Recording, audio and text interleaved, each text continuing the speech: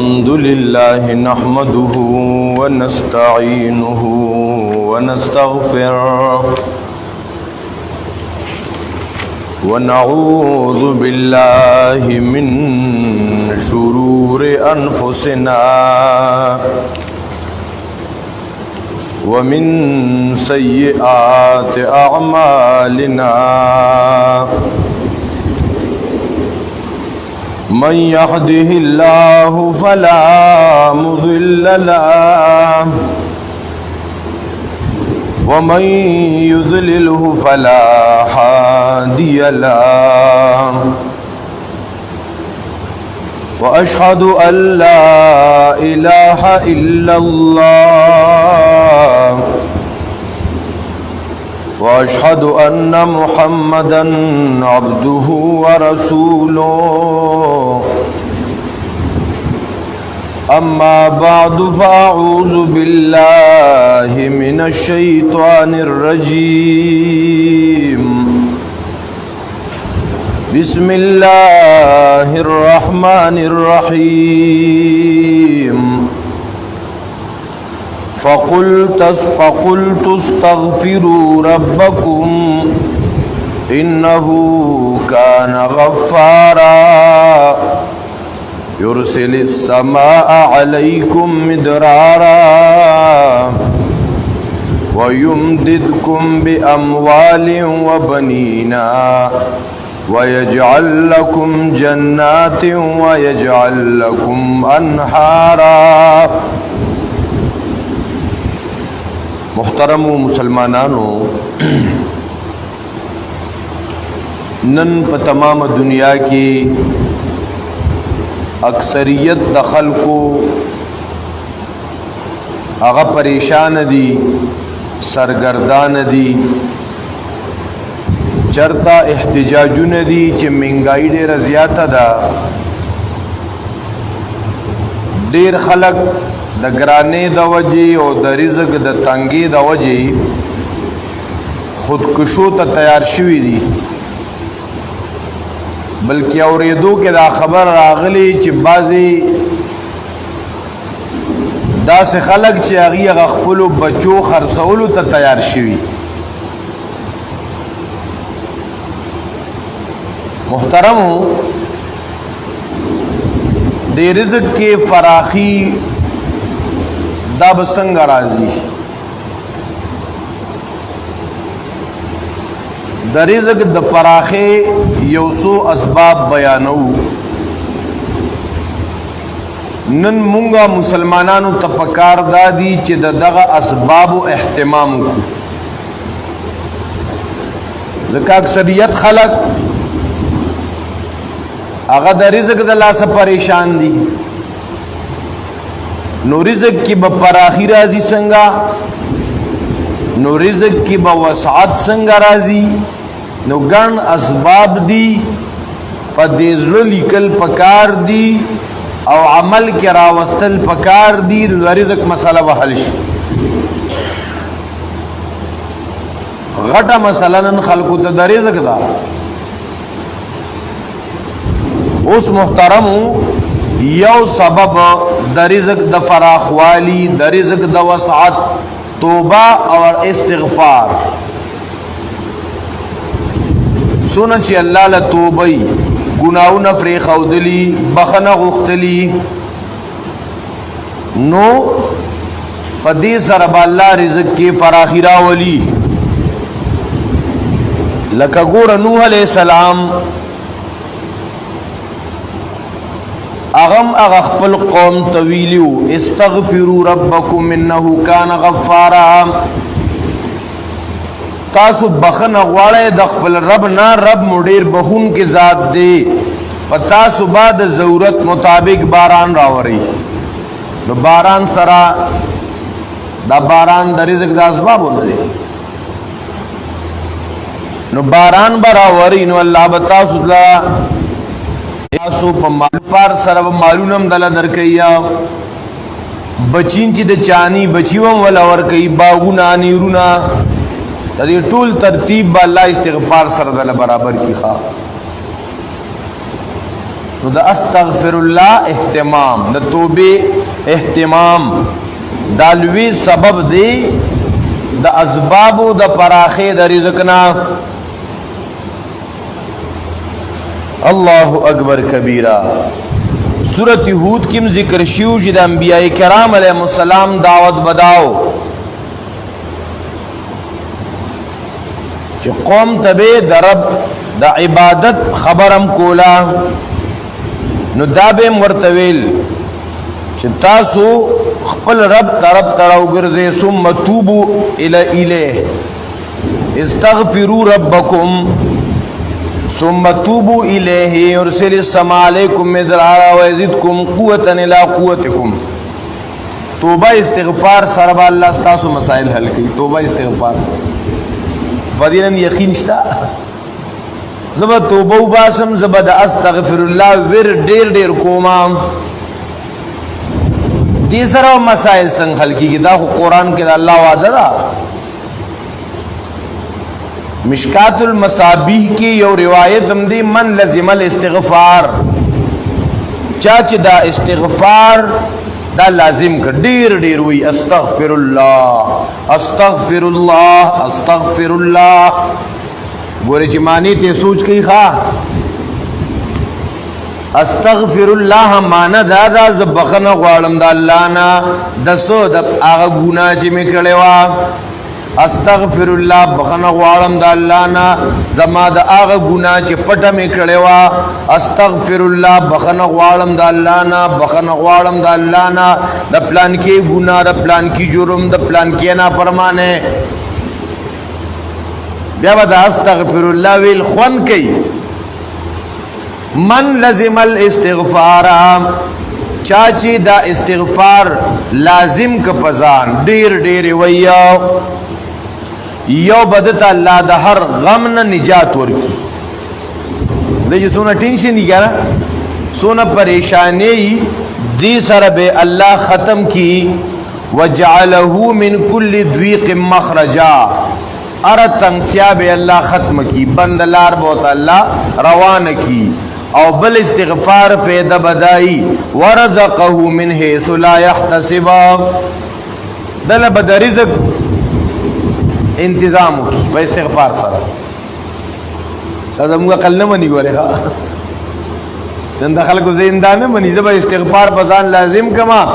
او زما د رزق تنګي به ختم شي.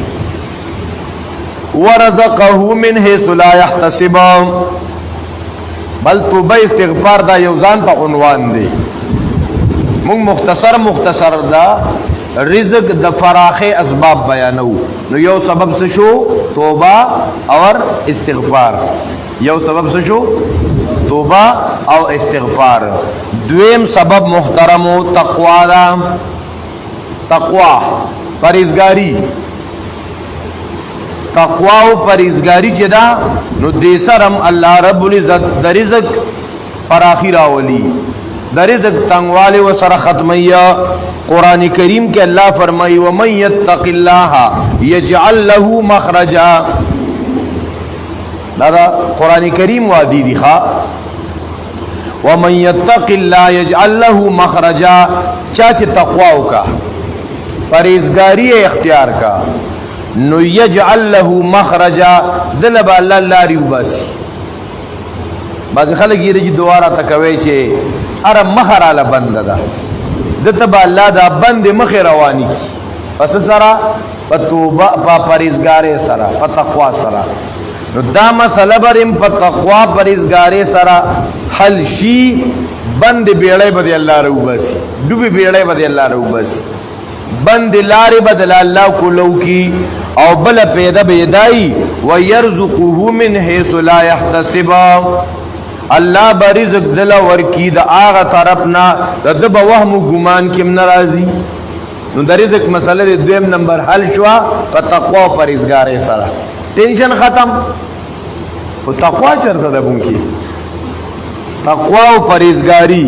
د ګناهونو نه ځان ساتل. دریم سبب د رزق د پراخه او چې په تقوا سره بیان کی دا خدان ته ختمي. محترم دریم سبب د رزق د پراخه چې دی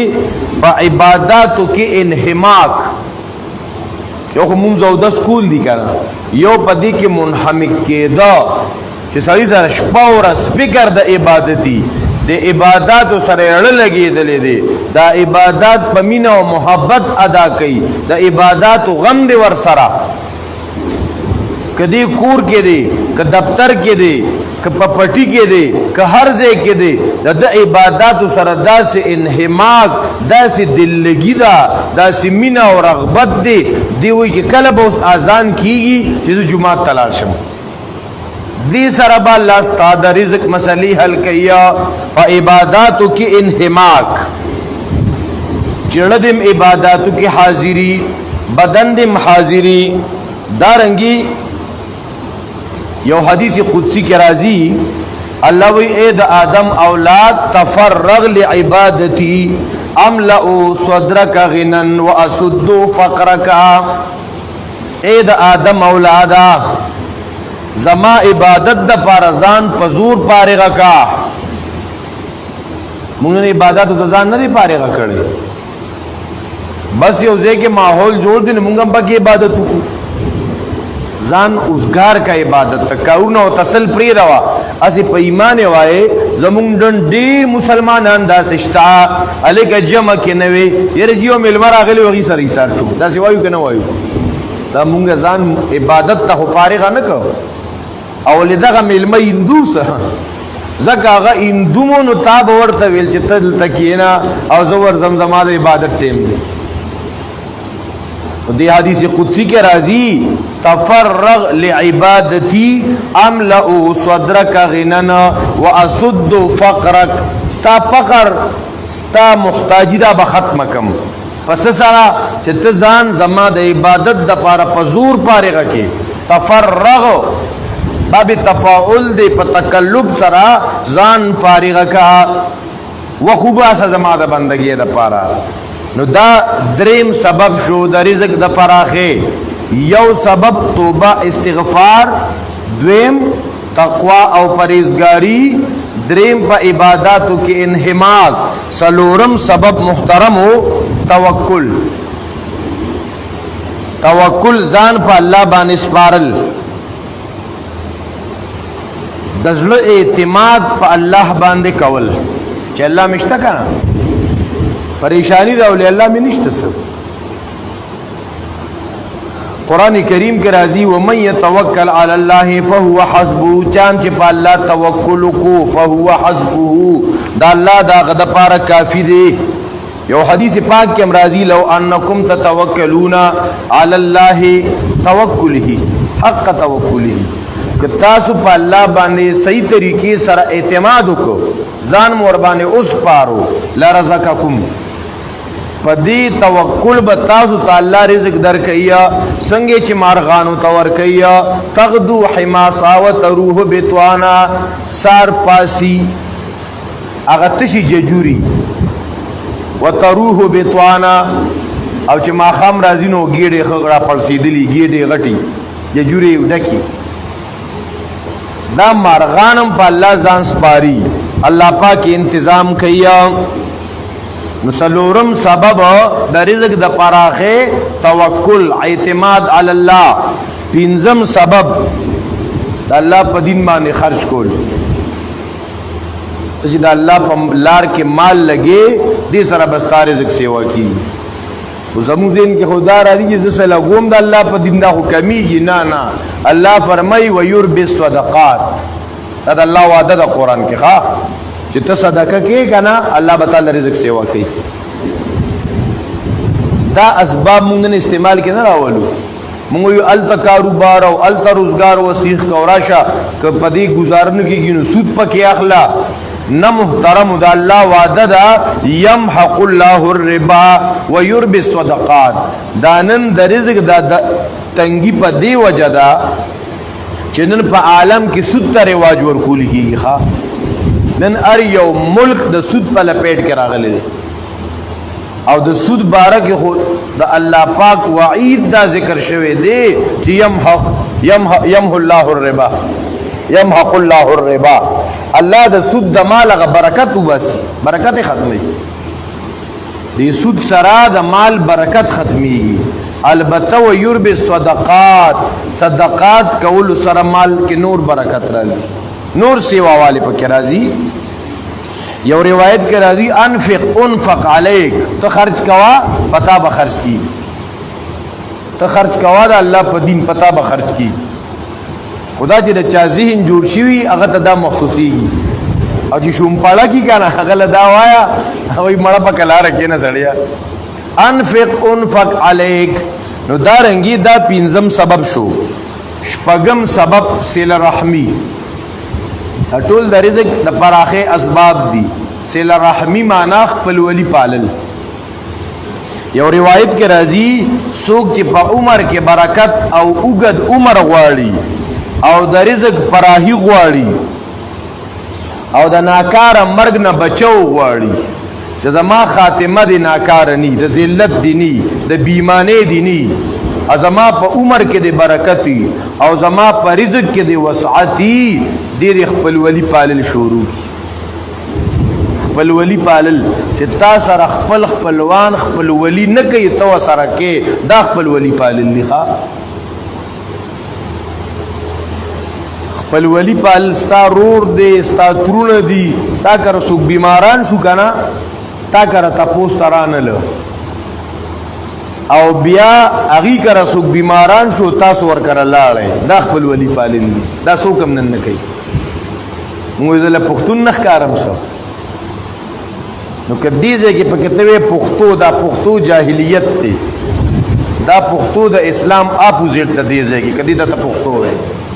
مونږ ته شریعت وای ستا رور ستا خیر خبر ته ناراضي تی خیر خبر اخلي دا خپل ولی پالل دی او دا اغي ته یو اخلاقی شکستم ورکول دي اته خو په تجربه وګاڼه دا ډېری زنانه برته وی چې ته داسې او تا کر ناراضي او ته وی او زم ما د پیغمبر فرمان اورېدلې دي چې څوک دا غواړي چې د په عمر کې برکتی په رزق کې دی وسعتی د ناکار مرګ نه دی بچي ډېر خپل ولی او پالیخه دې سره با په رزق کې وسعت راځي دارنگی محترمو بل سبب دا رزق دا وسعت دا اسبابنا دا کمزور خلق سره مدد کول دا کمزور خلق سره حسن سلوک کول چې کوم غریبانان خلق دي فقرا خلق دي بیوس خلق دي کمزور خلق دي یو روایت کې راځي تاسو لږ د رزق در کولی کیږي کنه بضعفائکم دا تاسو د کمزورو د وجه نه ښه وی کمزور سره د الله مدد کنه چې د کمزور سره مرګرتیا کینو تاسو سره د الله مدد بیا دارنګي بل یو سبب د رزق د پراخینا حج او عمره بیا بیا کول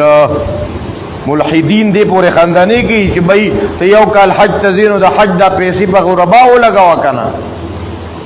الګه چې تاسو سره د غریبانو دون غم دی نو په شیخ ملتون کې جستا یو بنگله دا یو د په حیات آباد کې دا زده حیات آباد غدستای شیخ ملتون دا بنگله په غریبانو لګاو کنه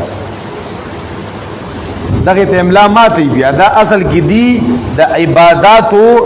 او د فرایض او د احکاماتو په دې باره کې خلکو کې سستی پیدا کړي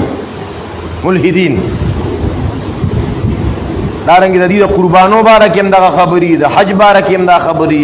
د عمره باره کې هم دا خبري نو محترم بار بار حج او عمره د اهتمام کول دې سره رزق کې فراخي راځي تاسو دا اوسه پوری سوګلی دي چې یو واجب وي چې د سکال حج په دې منګای په زمانه کې چې بھئی 12 लाख روپے په حج باندې راځي زو کور والا ملاړو 30 लाख مو لګید الګه مونږ خو یاره سو کال خرابو ته اسی به 30 लाख روپے لګاوا ته کال دوزه ته ناراضي او په حج باندې کې چاو لګولې دې زره په غیس فرق نه پریوزي سکال ته بتا د توافونه کړی د عرفات ته تلی مینا مزدلفه ته د دعاګانې د لبیک ناری به والی دا اسباب د رزق د فراخوالی دي نو بیا د حج او د عمره اهتمام کولو دې سره ګناونه ختميږي او دې سره فقر ختميږي ښا بار بار عمرو سره فقر ختميږي خدا خوان چې چاغسته ایت الله توفیق ورکړي الله ورته اسانیم نو ټول مسلمانان د دې حجونو د عمرو د پاره عزم کې خو هم نه کنه چې څوک عزم نه کوي کنه او اراده نه کوي الله ډوبوزي نه ښا لګور یادو ساتي د اربحاو کې ربحاو مالک بي د کروڑهاو مالک بي د جربونو مالک بي خدای الله د حج توفیق نه ورکړي نه محترمو د حج او د عمره بیا بیا ادا کول سره فقر غریبی محتاجی الله ختمي دا بل سبب شو محترمو او بل سبب د سورۃ واقعہ ارش په تلاوت کول یو روایت کې خدای په ظاهر لاغلی خو هغه روایت شدید ضعیف دی بل سورۃ واقعہ ویل لاره مجربات نه ده سورۃ واقعہ الولا دې سره به الله پاک ستا پرز کې پر اخیره ولي دارنګي په اهل او عیال باندې په نفقه پر اخیره ولا اهل او عیال باندې تنگ دستی ما جوړاوا لګ فراخي ور باندې راوالا دې سره بستا پرز کې وسعت راځي دارنګ بل یو ناشنا سبب د رزق د پراخه خپل غریبی خپل محتاجی خپل فقیر چاته نخ کارا کول قسم د سر نه چاته خپل جیب مخ کارا کاو چې رزق غریب ما فقیر ما سمرا سره نشتا نه په حال سره نه په قال سره نه په چال سره قال دار چې ته چاته وی چې راز غوډر فقیر ما حال دادی چې تغه خپل حال داسې برابر کې خپل چال داسې برابر کې چې د بل تن پتا تر سره شي او جوړ غریب دراشه لشل روپیا ولا ورکا نو خپل غریبی خپل محتاجی دا چاته نخ کار کول دې سره به الله تعالی رزق فراخ کوي بل محترم په خپل تقدیر په خپل قسمت راضی کېدل ستاره خورو کور دی د گاونډي دې چاته بنگله را ته ماته الله دا لیکلې زه په دې راضی یم الله نه بس مونږ خدا په قسمت په تقدیر رضا کېد نشته مونږ ټول عمر ټینشن پریشانه چې د تر د زمي د دې چاته بنگله جوړه کړې کنه زبر ځان غاڼه کوم پینځه چاته به جوړوم نه بس قناعت په تقدیر باندې قانع کېدل زما رشتہ دار دی رور می دی گاونډي می دی هغه ته الله مالداری ور کړی دا ما ته الله غریبی را کړی دا په دې باندې راضی ما ستا به د رزق تنگوالی الله ختمی په دې سره چې کله ته په خپل قسمت باندې راضی دې سره به رزق کې برکتی بل په رزق کې د فراخې د اسبابونه سحر وخت خپل کارونه شروع کول لوم په دې معاشره کې سو کال وشو دنن بلاس 15-16 سال مخکې د مشرانو لپته دا خلکو بسار وخت خپل کارونه شروع کړو دکانونه به د وخت کولو شوی او څه سونه نا وخته لز بجې دلته له خلک را پاسي سار شيخه د بعضی خارونو کې مونږه یو 2 کال مخکې فیصل آباد ته تلیو داسې 12 بجې یو دکان نه مسودا کوله سمو اغسته دکاندار وی تاسو مړم بیګه کې وی سار دی وی بس دا سودا به وکوي دا هلکه 12 بجې دی وی سار دی ښا چې 12 بجې د کم سحر کیږي کا رزق او برکت د کمی غاړه راشي خپل کارونه خپل روزگار سار د وخت شروع کول دا سبب دی د رزق د وسعت بلکې کله تانا سنوړې غورځیدا ډیره ګند شوی نی داغي صفائی ممکن ای دا شیطان ته مپریدا دې سره بستاری ځکه برکت راځي کړه کما کا راغې نه تا نه وړه پریوتا د لاس نه پریوتا اگر اواله غوسند هغه پاکه کا د دسترخوان نه کم سیس پریوتا خکتا اگر اواله هغه اوسند هغه استعمال کرا ولا د داسې یو تکبر را د نشوي دي نه خرکه کوي خو یار لره نه خرابوي نه پاکي کا استعمال کرا ولا او بل محترمو لوی سبب د رزق د فراخوالی قران کریم کې دا الله رب العزت د طرفنا داغي وعده ده لئن شکرتم لازیدنکم که تاسو د الله د نعمتونو شکر ادا کوئ نو الله رب العزت فرمایي لازیدنکم زب تاسو ته رزق کې زیاتوالی راولم دا مسو اسباب وي دا چې د چا ارادي دای چېرې رزق خو مې ډېر پریشانې کېما رزق مې تنګ دی ضروریات مې نه پوره کېږي نو لکه دا کم اسباب کم مې اختیار کړي کم مې نه دي اختیار کړي دا ما تقریبا 15 اسباب وي ما ویل تاسو واورېدو هغه استاد شاګرد ته وی الکه تاسو له دا ټیچینګ کوم سبق درته وایم نو اسنه چې په یو غوږی ووري په بلیو باسي نو یو ماشوم ولا پاسې د وجود لا دویم غوږ الله صدا پار را کړی او په یو به اورو په بل به وباسو کنه زمونږ هم دا ترتیبی کنه دا کوم اسباب چې بیان شو الله اذا زمون په عمل کې راولي چې موږ د دې اهتمام شروع کو اس پریشانی بني اقول قولي هذا استغفر الله لي ولكم ولسائر المسلمين اللهم صل على سيدنا محمد وعلى ال سيدنا يا حي يا قيوم